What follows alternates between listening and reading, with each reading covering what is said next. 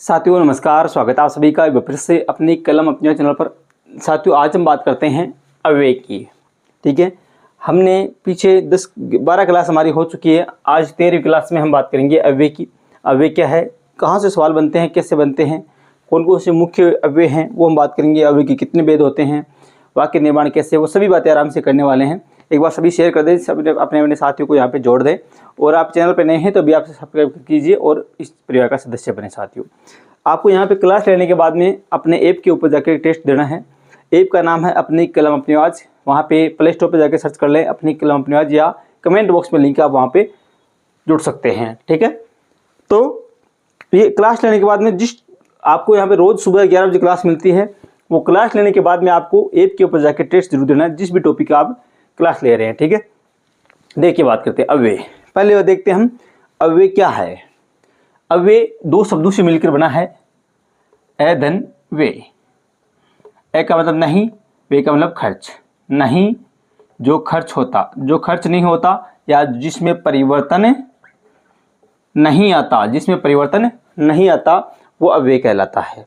ठीक है, तो अव्यय किस में परिवर्तन नहीं आता, कब नहीं आता, जिन शब्दों में जो अगर यहाँ पे प्रयोग करते हैं वचन, लिंग, विभक्ति, पुरुष, यदि इनको बदले, वचन कोई भी हो, पुरुष कोई सा ही हो, विभक्ति कोई सी हो, लिंग कोई सा हो, यदि वो बदलता नहीं है तो वो अव्यय कहलाता है। जैसे मैं एक छोटा सा उदाहरण दूं आपको, जैसे कोई शब्द है और, राम और श्याम खेलते हैं।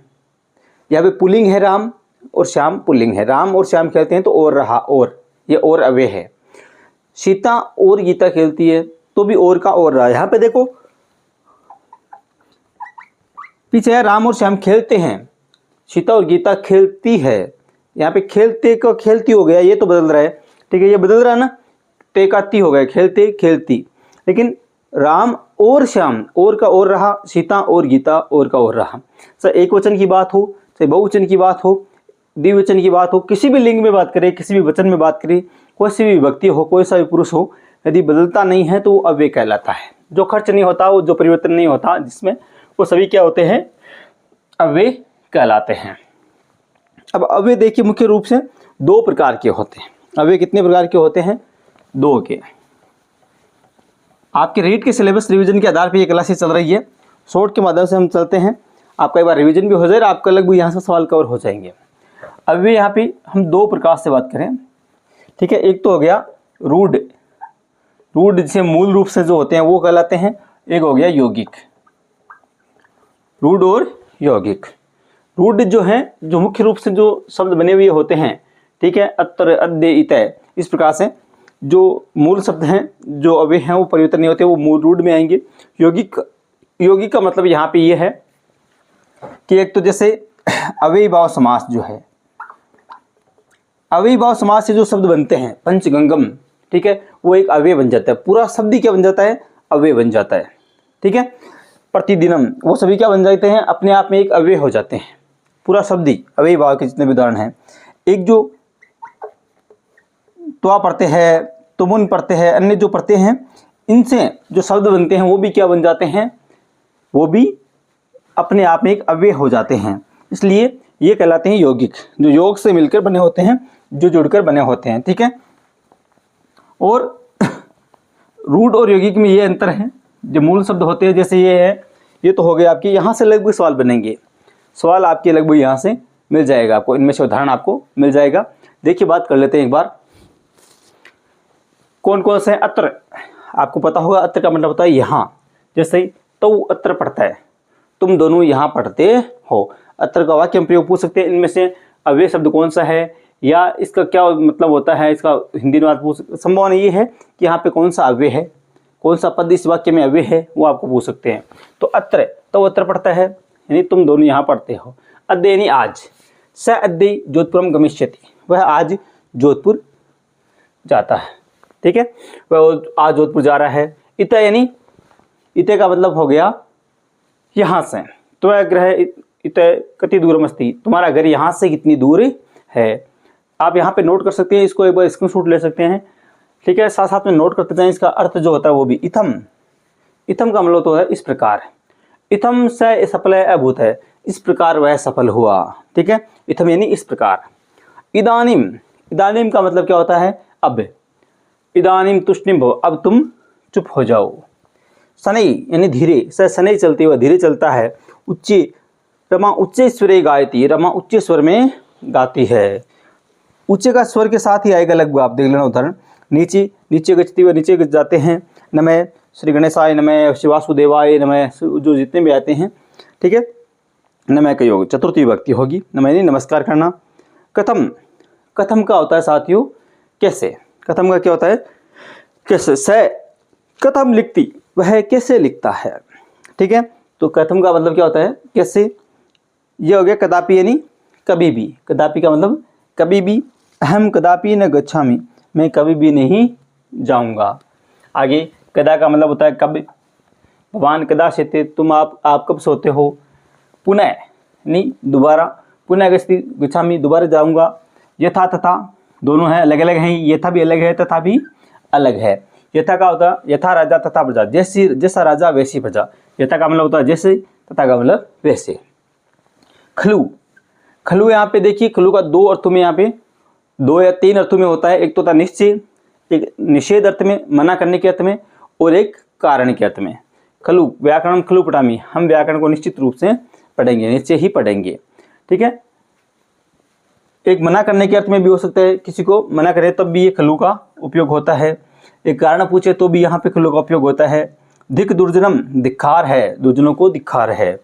दिक का धिक्कार, प्रातः यानी सुबह। अहम प्रातः ब्रह्मामी, मैं सुबह घूमता हूँ।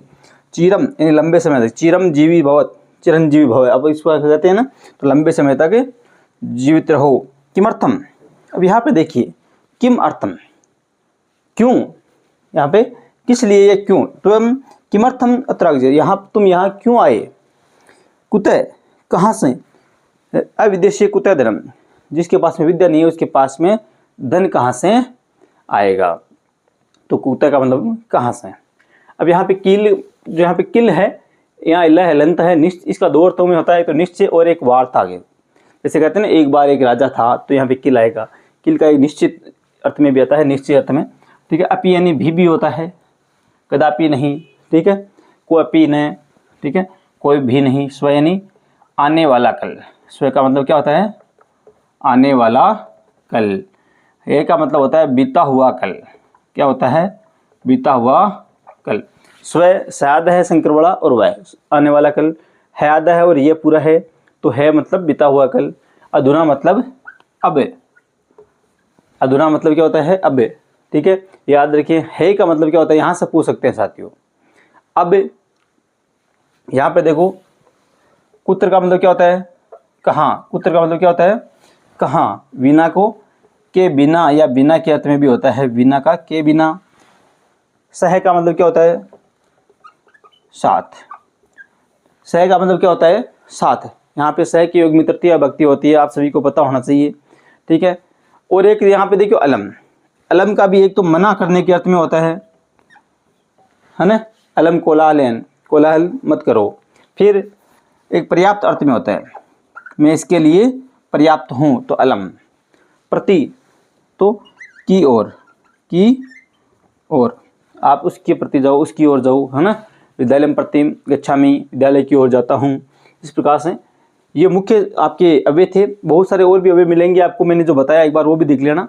कि जो जितने भी उदाहरण हैं अव्ययी भाव के हैं, त्वा प्रत्यय के हैं, आपके तुमुन प्रत्यय के जो उदाहरण हैं, वो सभी किस में आएंगे, वो अव्यय में आएंगे। तो उन सभी के उदाहरण अव्यय में अपने आप ही शामिल हो जाएंगे। तो ये मुख्य अव्यय, हजारों उदाहरण आपके पास में मिल जाएंगे, लेकिन इनके अर्थ आपको पता होना चाहिए। आपको अर्थ पता होना चाहिए। आपको थोड़ा थोड़ा हिंदी अनुवाद यदि आपने सीख लिया, मैंने एक तरीका बताया था, पीछे वीडियो भी आप जाके देख सकते हैं। स के साथ में प्रति आता है, तो के साथ में पढ़ता है आता है। इस प्रकार से क्रिया को किस प्रकार से कर्ता के साथ में मिलाएं, वो भी। तो साथियों ये छोटी सी क्लास थी अव्यय की, लेकिन इंपॉर्टेंट एक सवाल आप निश्चित रूप से मानकर चलिए। यहाँ से एक सवाल आपके बन जाएगा रीट के अंदर। ये इतने आप हैं, हिंदी अर्थ इनकी याद कर लेना, इनके उदाहरण भी एक साथ में देख लेना। उदाहरण देखोगे तभी हिंदी अनुवाद और अच्छे से याद होगा। मैंने उदाहरण दोबारा आप देख सकते हैं इस वीडियो को, उदाहरण आप इस क्लास को दोबारा देख जाके देखिए, उदाहरण भी आपको याद हो जाएंगे, इसका हिंदी अनुवाद भी याद हो जाएंगे इनके। ठीक है साथियों, अगली क्लास किसकी लेके आए आप कमेंट में रखें। तब तक हम चलते हैं और अपना टेस्ट बनाते हैं। आप टेस्ट जरूर देना, अपना ऐप है अपनी कलम परिणाम से, वहाँ उसको इंस्टॉल करें, कमेंट बॉक्स में लिंक है वहाँ पे जुड़े। जो भी टॉपिक आप रोज़ सुबह 10 बजे 11 बजे देखते हो, 11 बजे हमेशा क्लास होती है, वहाँ उसका जाके टेस्ट दीजिए जरूर पे, अपना ऐप के ऊपर जाके टेस्ट दीजिए। ऐप का नाम अपनी कलम अपनी आवाज़। जय हिंद, जय भारत।